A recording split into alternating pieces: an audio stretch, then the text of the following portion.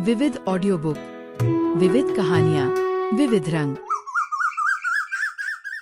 नमस्कार, हमारे YouTube channel में आपका स्वागत है। चलिए शुरू करते हैं। मुंशी प्रेमचंद की कहानी स्वामिनी। शिवदास ने भंडारे की कुंजी अपनी बहू राम प्यारी के सामने फेंककर अपनी बूढ़ी आंखों में आंसू भरकर कहा, बहू, आज से गृहस्थी की देखभाल तुम्हारे ऊपर है। मेरा सुख भगवान से नहीं देखा गया, नहीं तो क्या जवान बेटे को यो छीन लेते। उसका काम करने वाला तो कोई चाहिए। एक हल तोड़ दूं तो गुजारा न होगा। मेरे ही कुकर्म से भगवान का ये कोप आया है और मैं ही अपने माथे पर उसे लूंगा। बिरजू का हल अब मैं ही संभालूंगा। अब घर की देखरेख करने वाला, धरने उठाने वाला तुम्हारे सिवा दूसरा कौन है? रो मत बेटे, भगवान की जो इच्छा थी वो हुआ और जो इच्छा होगी वो होगा। हमारा तुम्हारा क्या बस है? मेरे जीते जी तुम्हें कोई टेढ़ी आंखों से देख भी न सकेगा। तुम किसी बात का सोच मत करो। बिरजू गया तो मैं तो अभी बैठा ही हुआ हूं। राम प्यारी और राम दुलारी दो सगी बहनें थी। दोनों का विवाह मथुरा और बिरजुदो सगे भाइयों से हुआ। दोनों बहनें नहर की तरह ससुराल में भी प्रेम और आनंद से रहने लगी। शिवदास को पेंशन मिली। दिन भर द्वार पर गपशप करते, भरा पूरा परिवार देखकर प्रसन्न होते और अधिकतर धर्म चर्चा में लगे रहते थे। लेकिन दैवगति से बड़ा लड़का बिरजू बीमार पड़ा और आज उसे मरे हुए 15 दिन बीत गए। आज क्रियाकर्म से फुर्सत मिली और शिवदास ने सच्चे कर्मवीर की भांति फिर जीवन संग्राम के लिए कमर कस ली। मन में उसे चाहे कितना ही दुख हुआ हो, उसे किसी ने रोते नहीं देखा। आज अपनी बहू को देखकर एक क्षण के लिए उसकी आंखें सजल हो गई, लेकिन उसने मन को संभाला और रुक कंठ से उसे दिलासा देने लगा। कदाचित उसने सोचा था घर की स्वामिनी बनकर विधवा के आंसू पूज जाएंगे। कम से कम उसे इतना कठिन परिश्रम न करना पड़ेगा। इसलिए उसने भंडारे की कुंजी बहू के सामने फेंक दी थी। वैधव्य की व्यथा को स्वामित्व के गर्व से दबा देना चाहता था। राम प्यारी ने पुलकित कंठ से कहा, यह कैसे हो सकता है दादा कि तुम मेहनत मजदूरी करो और मैं मालकिन बनकर बैठूं। काम धंधे में लगी रहूंगी तो मन बहला रहेगा। बैठे बैठे तो रोने के सिवा और कुछ न होगा। शिवदास ने समझाया, बेटा, दैवगति पर तो किसी का बस नहीं। रोने धोने से हलकानी के सिवा और क्या हाथ आएगा? घर में भी तो 20 काम है। कोई साधु संत आ जाए, कोई पहुना ही आ पहुंचे तो उसके सेवा सत्कार के लिए किसी को घर पर रहना ही पड़ेगा। बहू ने बहुत से हीले किए पर शिवदास ने एक न सुनी। शिवदास के बाहर चले जाने पर राम प्यारी ने कुंजी उठाई तो उसे मन में अपूर्व गौरव और उत्तरदायित्व का अनुभव हुआ।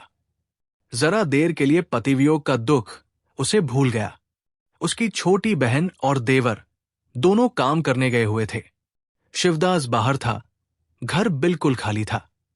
इस वक्त वो निश्चित ठोकर भंडारे को खोल सकती है। उसमें क्या क्या सामान है, क्या क्या विभूति है, ये देखने के लिए उसका मन लालायित हो उठा। इसमें वो कभी ना आई थी। जब कभी किसी को कुछ देना या किसी से कुछ लेना होता था, तभी शिवदास आकर इस कोठरी को खोला करता था। फिर उसे बंद कर ताली अपनी कमर में रख लेता था। राम प्यारी कभी कभी द्वार के दराजों से भीतर झांकती थी, पर अंधेरे में कुछ न दिखाई देता।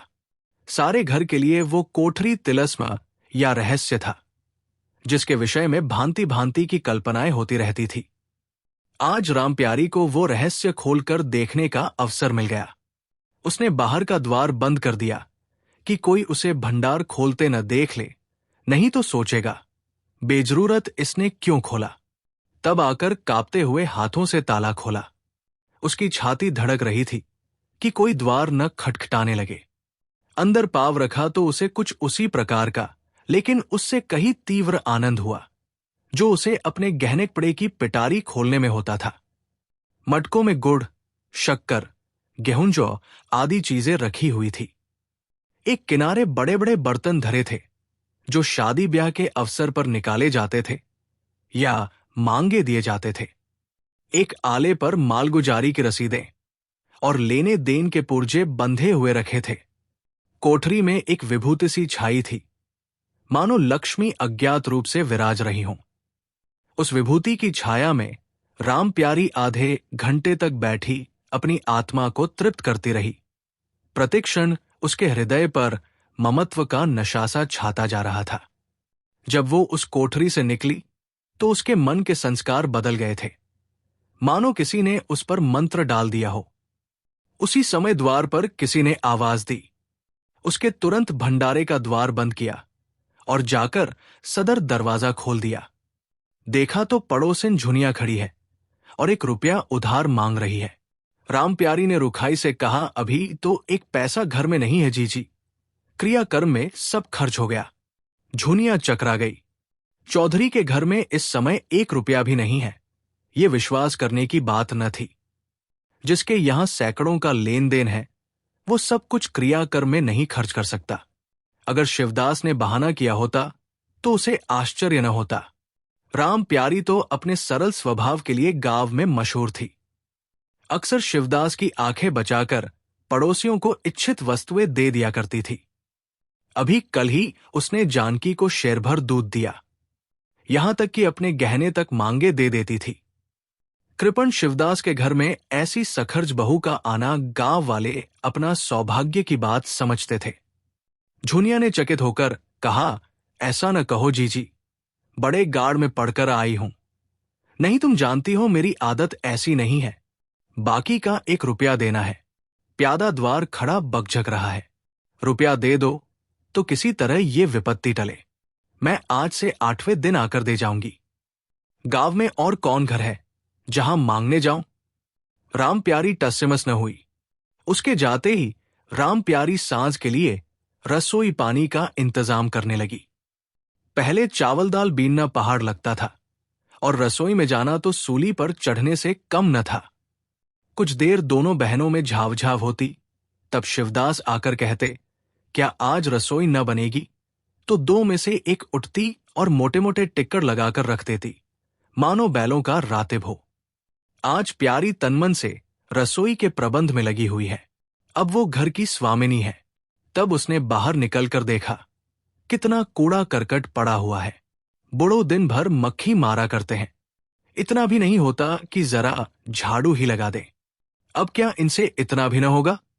द्वार ऐसा चिकना चाहिए कि देखकर आदमी का मन प्रसन्न हो जाए, ये नहीं कि उबकाई आने लगे। अभी कह दूं तो तिनक उठेन। अच्छा, मुन्नी नाद से अलग क्यों खड़ी है? उसने मुन्नी के पास जाकर नाद में झांका। दुर्गंध आ रही थी। ठीक, मालूम होता है महीनों से पानी ही नहीं बदला गया।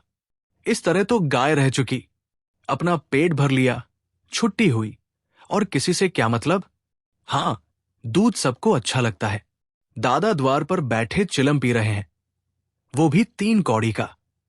खाने को 1.5 सेर, काम करते नानी मरती है। आ जाता है तो पूछती हूं, नाद में पानी क्यों नहीं बदला? रहना हो रहे या जाए, आदमी बहुत मिलेंगे। चारों ओर तो लोग मारे मारे फिर रहे हैं। आखिर उससे न रहा गया, घड़ा उठाकर पानी लाने चली। शिवदास ने पूछा, पानी का क्या होगा बहू? इसमें पानी भरा हुआ है। प्यारी ने कहानाद का पानी सड़ गया है। मुन्नी भूसे में मुंह नहीं डालती। देखते नहीं हो, कोस भर पर खड़ी है। शिवदास मार्मिक भाव से मुस्कराए और आकर बहू के हाथ से घड़ा ले लिया। कई महीने बीत गए। प्यारी के अधिकार में आते ही उस घर में जैसे बसंत आ गया। भीतर बाहर जहां देखिए, किसी निपुण प्रबंधक के हस्तकौशल, सुविचार और सुरुचि के चिन्ह दिखते थे। प्यारी ने गृह मंत्र की ऐसी चाबी कस दी थी कि सभी पुर्जे ठीक ठाक चलने लगे थे। भोजन पहले से अच्छा मिलता है और समय पर मिलता है। दूध ज्यादा होता है, घी ज्यादा होता है और काम ज्यादा होता है। प्यारी न खुद विश्राम लेती है, न दूसरों को विश्राम लेने देती है। घर में कुछ ऐसी बरकत आ गई है कि जो चीज मांगो घर ही में निकल आती है। आदमी से लेकर जानवर तक सभी स्वस्थ दिखाई देते हैं। अब वो पहले की सी दशा नहीं है कि कोई चिथड़े लपेटे घूम रहा है, किसी को गहने की धुन सवार है। हाँ, अगर कोई करण और चिंतित तथा मलिन वेश में है तो वो प्यारी है। फिर भी सारा घर उससे जलता है। यहां तक कि बूढ़े शिवदास भी कभी कभी उसकी बदगोई करते हैं। किसी को पहर रात रहे उठना अच्छा नहीं लगता। मेहनत से सभी जी चुराते हैं। फिर भी ये सब मानते हैं कि प्यारी न हो तो घर का काम न चले। औरतों और दोनों बहनों में भी अब उतना अपनापन नहीं। प्रातःकाल का समय था। दुलारी ने हाथों के कड़े लाकर प्यारी के सामने पटक दिए और भन्नाई हुई बोली लेकर, इसे भी भंडारे में बंद कर दे। प्यारी ने कड़े उठा और कोमल स्वर में कहा कह तो दिया, हाथ में रुपए आने दे, बनवा दूंगी। अभी ऐसा घिस नहीं गया है कि आज ही उतार कर फेंक दिया जाए। दुलारी लड़ने को तैयार होकर आई थी। बोली, तेरे हाथ में काहे को कभी रुपए आएंगे और काहे को कड़े बनेंगे। जोड़ तोड़ रखने में मजा आता है ना। प्यारी ने हंसकर कहा, जोड़ तोड़ रखती हूं तो तेरे ही लिए कि मेरे कोई और बैठा हुआ है कि मैं सबसे ज्यादा खा पहर लेती हूं। मेरा अनंत कप का टूटा पड़ा है। दुलारी, तुम न खाओगे न पहनो, जस तो पाती हो। यहां खाने पहनने के सिवा और क्या है। मैं तुम्हारा हिसाब किताब नहीं जानती। मेरे कड़े आज बनने को भेज दो। प्यारी ने सरल विनोद के भाव से पूछा, रुपए न हो तो कहां से लाऊं। दुलारी ने उद्दंडता के साथ कहा, मुझे इससे कोई मतलब नहीं, मैं तो कड़े चाहती हूं। इसी तरह घर के सब आदमी अपने अपने अवसर पर प्यारी को दो चार खोटीखरी सुना जाते थे और ये गरीब सबकी धौंस हंसकर सहती थी। स्वामिनी का ये धर्म ही है कि सबकी धौन सुन ले और करे वही जिसमें घर का कल्याण हो। स्वामित्व के कवच पर धौंस, ताने, धमकी किसी का असर न होता। उसकी स्वामिनी की कल्पना इन आघातों से और भी स्वस्थ होती थी। वो गृहस्थी की संचालिका है। सभी अपने अपने दुख उसी के सामने रोते हैं, पर जो कुछ वह करती है वही होता है। इतना उसे प्रसन्न करने के लिए काफी था। गांव में प्यारी की सराहना होती थी। अभी उम्र ही क्या है, लेकिन सारे घर को संभाले हुए है। चाहती तो सगाई करके चैन से रहती। इस घर के पीछे अपने को मिटाए देती है। कभी किसी से हंसती बोलती भी नहीं, जैसे काया पलट हो गई। कई दिन बाद दुलारी के कड़े बनकर आ गए। प्यारी खुद सुनार के घर दौड़ दौड़ गई। संध्या हो गई थी। दुलारी और मथुरा हाट से लौटे। प्यारी ने नए कड़े दुलारी को दिए। दुलारी निहाल हो गई। चटपट कड़े पहने और दौड़ी हुई बरौठे में जाकर मथुरा को दिखाने लगी। प्यारी बरौठे के द्वार पर छिपी खड़ी ये दृश्य देखने लगी। उसकी आंखें सजल हो गई। दुलारी उससे कुल 3 ही साल तो छोटी है, पर दोनों में कितना अंतर है। उसकी आंखें मानो उस दृश्य पर जम गई। दंपत्ति का वो सरल आनंद, उनका प्रेमालिंगन, उनकी मुग्ध मुद्रा प्यारी की टकटकी सी बंध गई। यहां तक कि दीपक के धुंधले प्रकाश में वे दोनों उसकी नजरों से गायब हो गए और अपने ही अतीत जीवन की एक लीला आंखों के सामने बार बार नयनीय रूप में आने लगी। सहसा शिवदास ने पुकारा, बड़ी बहू, 1 पैसा दो, तमाखू मंगवाऊं। प्यारी की समाधि टूट गई। आंसू पोंछती हुई भंडारे में से पैसा लेने चली गई। एक एक करके प्यारी के गहने उसके के हाथ से निकलते जाते थे। वो चाहती थी मेरा घर गांव में सबसे संपन्न समझा जाए, और इस महत्वाकांक्षा का मूल्य देना पड़ा था। कभी घर की मरम्मत के लिए और कभी बैलों की नई जोड़ी खरीदने के लिए, कभी नातेदारों के व्यवहारों के लिए, कभी बीमारों की दवा दारू के लिए रुपए की जरूरत पड़ती रहती थी। और जब बहुत कतर ब्योंत करने पर भी काम न चलता तो वो अपनी कोई न कोई चीज निकाल देती, और चीज एक बार हाथ से निकलकर फिर न लौटती थी। वो चाहती तो इनमें से कितने ही खर्चों को टाल जाती, पर जहां इज्जत की बात आ पड़ती थी वो दिल खोल कर खर्च करती। अगर गांव में हेठी हो गई तो क्या बात रही, लोग उसी का नाम तो धरेंगे। दुलारी के पास भी गहने थे, 2-1 चीजें मथुरा के पास भी थी, लेकिन प्यारी उनकी चीजें न छूती। उनके खाने पीने के दिन हैं, वे इस जंजाल में क्यों फंसे। दुलारी को लड़का हुआ तो प्यारी ने धूम से जन्मोत्सव मनाने का प्रस्ताव किया। शिवदास ने विरोध किया, क्या फायदा, जब भगवान की दया से सगाई ब्याह के दिन आएंगे तो धूमधाम कर लेना। प्यारी का हौसला से भरा दिल भला क्यों मानता। बोली, कैसी बात कहते हो दादा?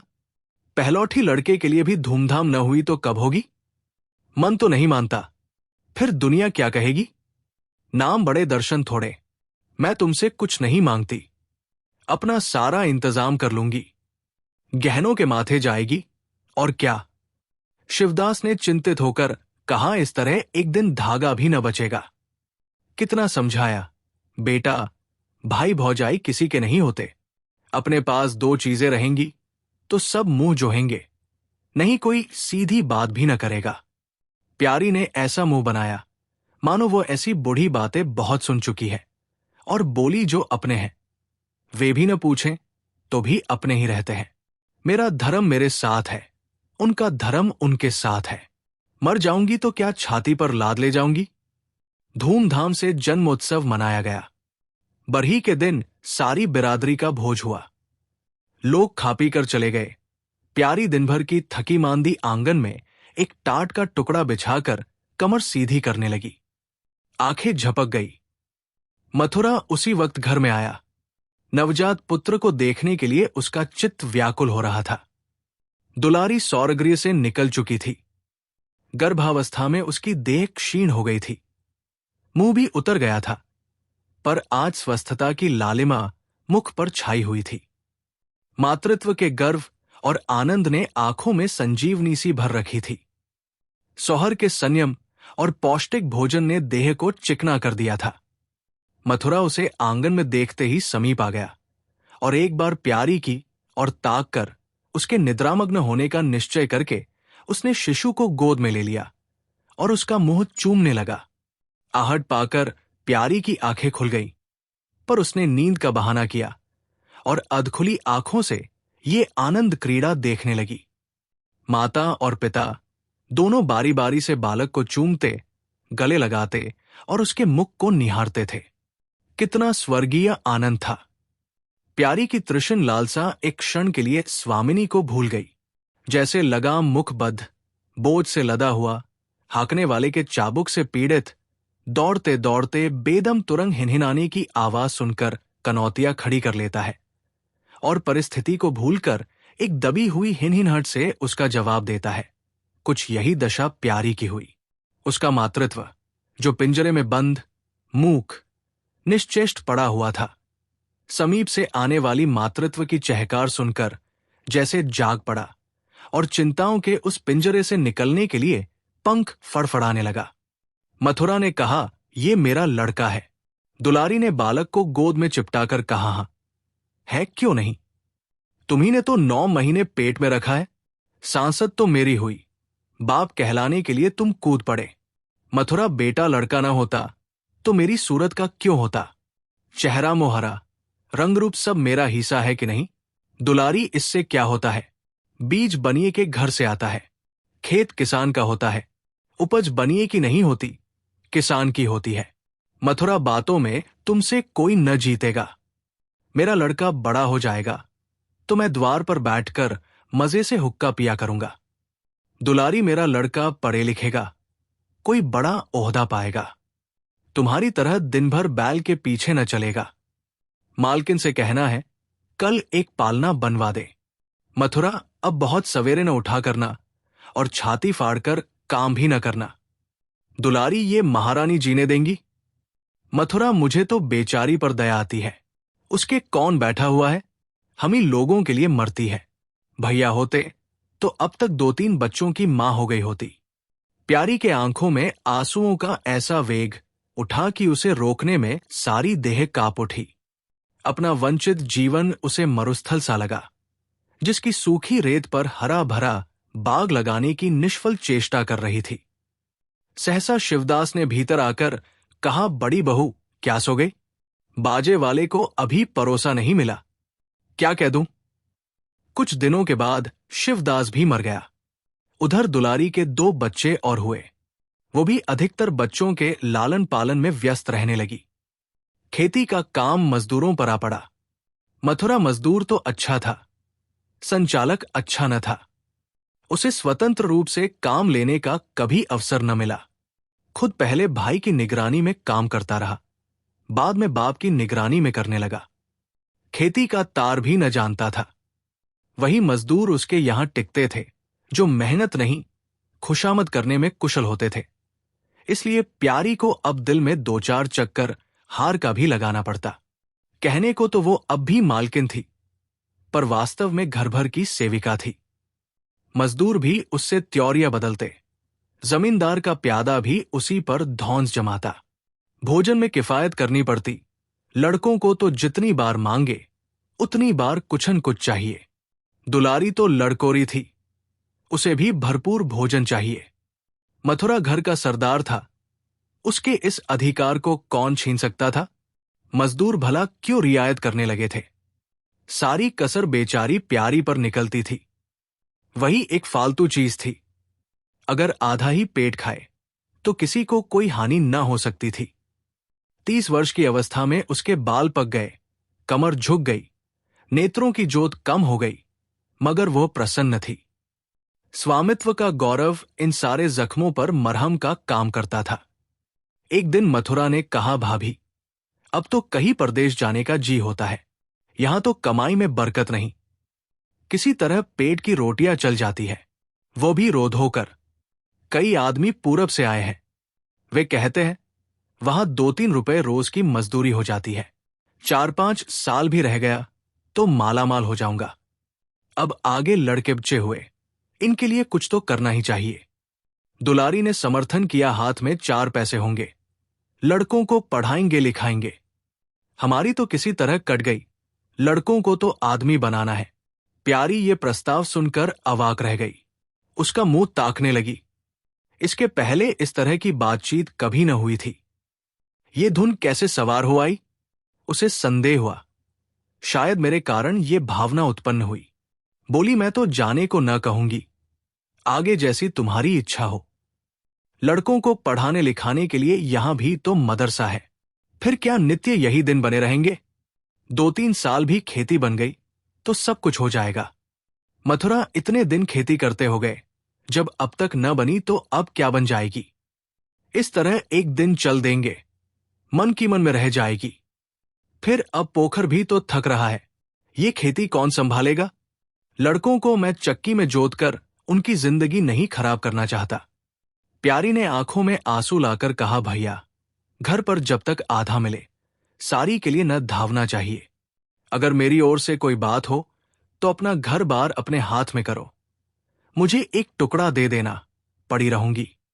मथुरा आर्द्रकंठ होकर बोला, भाभी, ये तुम क्या कहती हो? तुम्हारे ही संभाले ये घर अब तक चला है, नहीं तो रसातल को चला गया होता। इस गिरस्ती के पीछे तुमने अपने को मिट्टी में मिला दिया, अपनी देह घुला डाली। मैं अंधा नहीं हूं, सब कुछ समझता हूं। हम लोगों को जाने दो, भगवान ने चाहा तो घर फिर संभल जाएगा। तुम्हारे लिए हम बराबर खर्च ब्रच भेजते रहेंगे। प्यारी ने कहा, ऐसा ही है तो तुम चले जाओ, बाल बच्चों को कहां बांधे फिरोगे? दुलारी बोली, ये कैसे हो सकता है बहन, यहां देहात में लड़के क्या पढ़े लिखेंगे? बच्चों के बिना इनका जी भी वहां न लगेगा। दौड़ दौड़ कर घर आएंगे और सारी कमाई रेल खा जाएगी। परदेश में अकेले जितना खर्चा होगा उतने में सारा घर आराम से रहेगा। प्यारी बोली, तो मैं ही यहां रहकर क्या करूंगी, मुझे भी लेते चलो। दुलारी उसे साथ ले चलने को तैयार न थी, कुछ दिन का आनंद उठाना चाहती थी। अगर परदेश में भी ये बंधन रहा तो जाने से फायदा ही क्या? बोली, बहन, तुम चलती तो क्या बात थी, लेकिन फिर यहां का सारा कारोबार तो चौपट हो जाएगा। तुम तो कुछ न कुछ देखभाल करती ही रहोगी। प्रस्थान की तिथि के एक दिन पहले ही राम प्यारी ने रात भर जागकर हलवा और पूरियां पकाई। जब से इस घर में आई, कभी एक दिन के लिए भी अकेले रहने का अवसर नहीं आया। दोनों बहनें सदा साथ रही। आज उस भयंकर अवसर को सामने आते देखकर प्यारी का दिल बैठा जाता था। वो देखती थी, मथुरा प्रसन्न है, बाल वृंद यात्रा के आनंद में खाना पीना तक भूले हुए हैं, तो उसके जी में आता वो भी इसी भांति निर्द्वंद रहे, मोह और ममता को पैरों से कुचल डाले। किंतु वो ममता जिस खाद्य को खा खा कर पली थी, उसे अपने सामने से हटाए जाते देखकर क्षुब्ध होने से न रुकती थी। दुलारी तो इस तरह निश्चित होकर बैठी थी मानो मेला देखने जा रही है। नई नई चीजों को देखने, नई दुनिया में विचरने की उत्सुकता ने उसे क्रिया शून्य सा कर दिया था। प्यारी के सिर सारे प्रबंध का भार था। धोबी के घर से सब कपड़े आए हैं या नहीं, कौन कौन से बर्तन साथ जाएंगे, सफर खर्च के लिए कितने रुपयों की जरूरत होगी। एक बच्चे को खांसी आ रही थी, दूसरे को कई दिन से दस्त आ रहे थे। उन दोनों की औषधियों को पीसना कूटना आदि सैकड़ों ही काम व्यस्त किए हुए थे। लड़कोरी न होकर भी वो बच्चों के लालन पालन में दुलारी से कुशल थी। देखो, बच्चों को बहुत मारना पीटना मत। मारने से बच्चे जिद्दी या बहया हो जाते हैं। बच्चों के साथ आदमी को बच्चा बन जाना पड़ता है। कभी कभी उनके साथ खेलना पड़ता है, कभी हंसना पड़ता है। जो तुम चाहो कि हम आराम से पड़े रहें और बच्चे चुपचाप बैठे रहें, हाथ पैर नहीं लाएं, तो ये नहीं हो सकता। बच्चे तो स्वभाव के चंचल होते हैं, उन्हें किसी न किसी काम में फंसाए रखो। धेले का खिलौना 1000 घुड़कियों से बढ़कर होता है। दुलारी इन उपदेशों को इस तरह बेमन होकर सुनती थी मानो कोई सनक कर बक रहा हो। विदाई का दिन प्यारी के लिए परीक्षा का दिन था। उसके जी में आता था कहीं चली जाए जिससे वो दृश्य देखना न पड़े। हां, घड़ी भर में ये घर सूना हो जाएगा। वो दिन भर घर में अकेली पड़ी रहेगी। किससे हंसेंगी बोलेगी, ये सोचकर उसका हृदय कांप जाता था। क्यों समय निकट आता था, उसकी वृत्तियां शिथिल होती जाती थी। वो कोई काम करते करते जैसे खो जाती थी और अपलक नेत्रों से किसी बिंदु की ओर ताकने लगती। कभी अवसर पाकर एकांत में जाकर थोड़ा सा रो आती थी। मन को समझा रही थी वो लोग अपने होते तो क्या इस तरह चले जाते। ये तो मानने का नाता है, किसी पर कोई जबरदस्ती है। दूसरों के लिए कितना ही मरो तो भी अपने नहीं होते। पानी तेल में कितना ही मिले फिर भी अलग ही रहेगा। बच्चे नए नए कुर्ते पहने नवाब बने घूम रहे थे। प्यारी उन्हें प्यार करने के लिए गोद लेना चाहती तो रोने का सा मुंह बनाकर छुड़ाकर भाग जाते। वो क्या जानती थी कि ऐसे अवसर पर बहुधा अपने बच्चे भी निष्ठुर हो जाते हैं। 10 बजते बजते द्वार पर बैलगाड़ी आ गई। लड़के पहले ही से उस पर जा बैठे। गांव के कितने स्त्री पुरुष मिलने आए। प्यारी को इस समय उनका आना बुरा लग रहा था। वह दुलारी से थोड़ी देर एकांत में गले मिलकर रोना चाहती थी। मथुरा से हाथ जोड़कर कहना चाहती थी, मेरी खोज खबर लेते रहना, तुम्हारे सिवा मेरा संसार में कौन है। लेकिन इस भड़भड़ में उसको इन बातों का मौका न मिला। मथुरा और दुलारी दोनों गाड़ी में जा बैठे और प्यारी द्वार पर रोती खड़ी रह गई। वो इतनी विह्वल थी कि गांव के बाहर तक पहुंचाने की भी उसे सुधि न रही। कई दिन तक प्यारी मूर्छित सी पड़ी रही। न घर से निकली, न चूल्हा जलाया, न हाथ मुंह धोया। उसका हलवाहा जोखू बार बार आकर कहता, मालकिन उठो, मुंह हाथ धो, कुछ खाओ पियो। कब तक इस तरह पड़ी रहोगी। इस तरह की तसल्ली गांव की और स्त्रियां भी देती थी, पर उनकी तसल्ली में एक प्रकार की ईर्ष्या का भाव छिपा हुआ जान पड़ता था। जोखू के स्वर में सच्ची सहानुभूति झलकती थी। जोखू कामचोर, बातूनी और नशेबाज था। प्यारी उसे बराबर डांटती रहती थी। 2-1 बार उसे निकाल भी चुकी थी, पर मथुरा के आग्रह से फिर रख लिया था। आज भी जोखू की सहानुभूति भरी बातें सुनकर प्यारी झुंझलाती, वो काम करने क्यों नहीं जाता, यहां मेरे पीछे क्यों पड़ा हुआ है। मगर उसे झिड़क देने को जी न चाहता था। उसे इस समय सहानुभूति की भूख थी। फल कांटेदार वृक्ष से भी मिले तो क्या उन्हें छोड़ दिया जाता है। धीरे धीरे क्षोभ का वेग कम हुआ। जीवन के व्यापार होने लगे। अब खेती का सारा भार प्यारी पर था। लोगों ने सलाह दी, एक हल तोड़ दो और खेतों को उठा दो, पर प्यारी का गर्व यो ढोल बजाकर अपनी पराजय स्वीकार न कर सकता था। सारे काम पूर्ववत चलने लगे। उधर मथुरा के चिट्ठी पत्री न भेजने से उसके अभिमान को और भी उत्तेजना मिली। वो समझता है मैं उसके आसरे बैठी हूं, यहां उसको भी खिलाने का दावा रखती हूं। उसके चिट्ठी भेजने से मुझे कोई निधि न मिल जाती। उसे अगर मेरी चिंता नहीं है तो मैं कब उसकी परवाह करती हूं। घर में तो अब विशेष कोई काम रहा नहीं। प्यारी सारे दिन खेती बाड़ी के कामों में लगी रहती। खरबूजे बोए थे, वो खूब फले और खूब बिके। पहले सारा दूध घर में खर्च हो जाता था, अब बिकने लगा।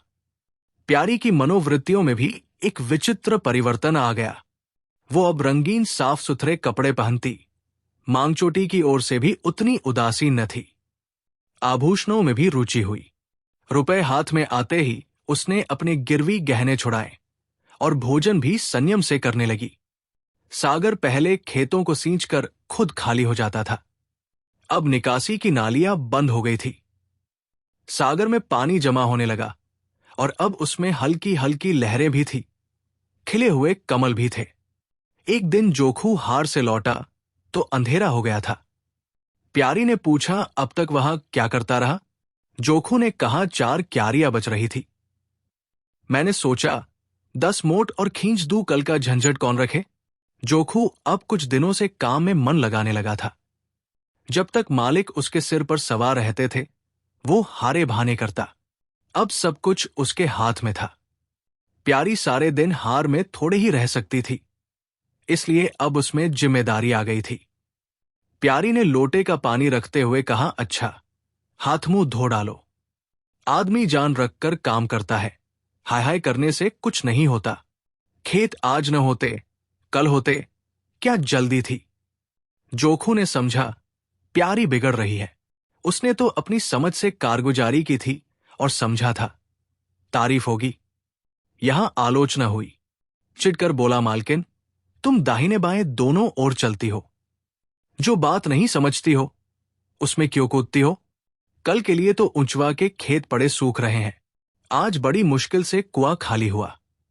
सवेरे मैं पहुंचता तो कोई और आकर न छेंक लेता, फिर अठवारे तक राह देखनी पड़ती। तब तक तो सारी ऊख विदा हो जाती।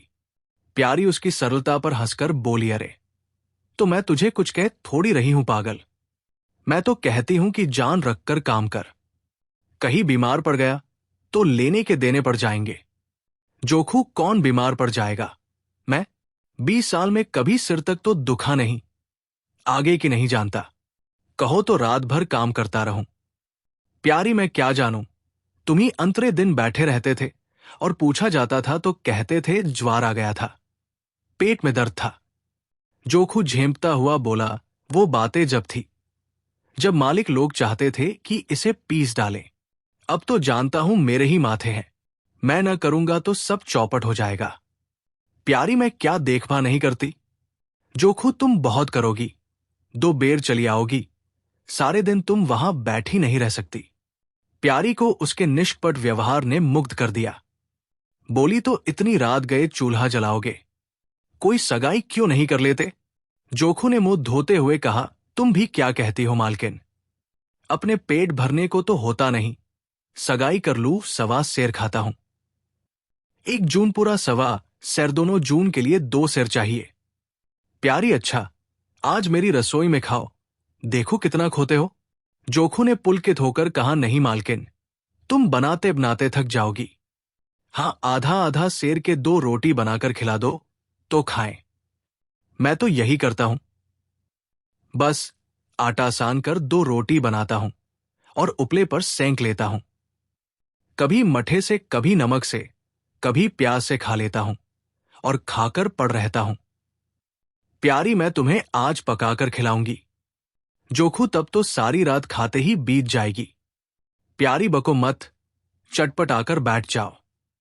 जोखू, जरा बैलों को सानी पानी दे आओ तो बैठूं। प्यारी ने कहा, मैं कहती हूं धान रोपने की कोई जरूरत नहीं।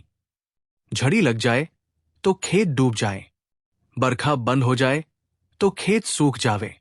ज्वार, बाजरा, सन, अरहर सब तो है, धान न सही।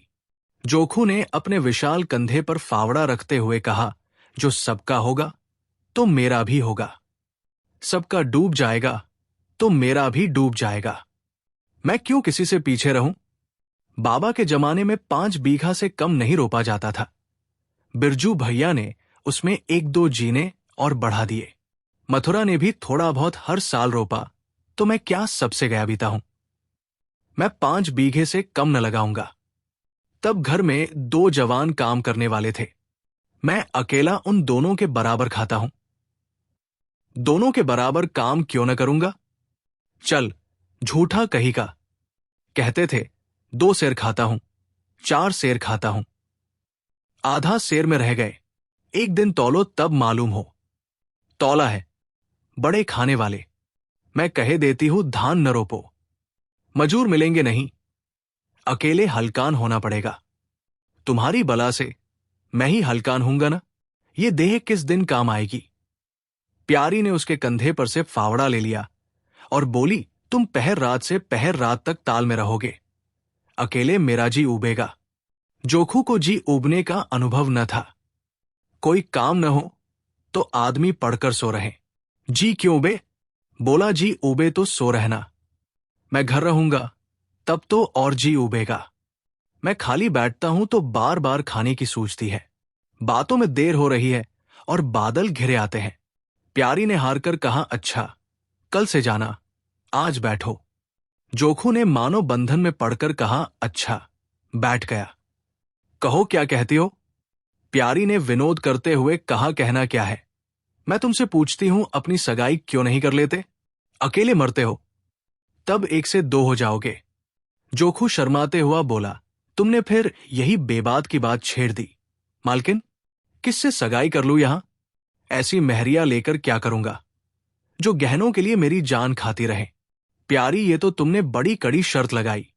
ऐसी औरत कहीं मिलेगी जो गहने भी न चाहे। जोखू, मैं थोड़े ही कहता हूं कि वो गहने न चाहे। हां, मेरी जान न खाए। तुमने तो कभी गहनों के लिए हठ न किया, बल्कि अपने सारे गहने दूसरों के ऊपर लगा दिए। प्यारी के कपोलों पर हल्का सा रंग आ गया। बोली, अच्छा और क्या चाहते हो। जोखू, मैं कहने लगूंगा तो बिगड़ जाओगी। प्यारी की आंखों में लज्जा की एक रेखा नजर आई। बोली, बिगड़ने की बात कहोगे तो जरूर बिगड़ूंगी। जोखू, मैं न कहूंगा। प्यारी ने उसे पीछे की ओर ढकेलते हुए कहा, कहोगे कैसे नहीं। मैं कहला के छोड़ूंगी। जोखू, मैं चाहता हूं कि वो तुम्हारी तरह हो, ऐसी गंभीर हो, ऐसी ही बातचीत में चतुर हो, ऐसा ही अच्छा खाना पकाती हो, ऐसी ही किबायती हो, ऐसी ही हंसमुख हो। बस ऐसी औरत मिलेगी तो करूंगा, नहीं इसी तरह पड़ा रहूंगा। प्यारी का मुख लज्जा से आरक्त हो गया। उसने पीछे हटकर कहा, तुम बड़े नटखट हो। हंसी हंसी में सब कुछ कह गए। अगर आपको ये कहानी पसंद आई हो तो लाइक और शेयर करें और हमारे चैनल को सब्सक्राइब न किया हो तो सब्सक्राइब कर लें। अगर आप अपने पसंद की भी कोई कहानी सुनना चाहते हैं तो कमेंट सेक्शन में ज़रूर लिखें।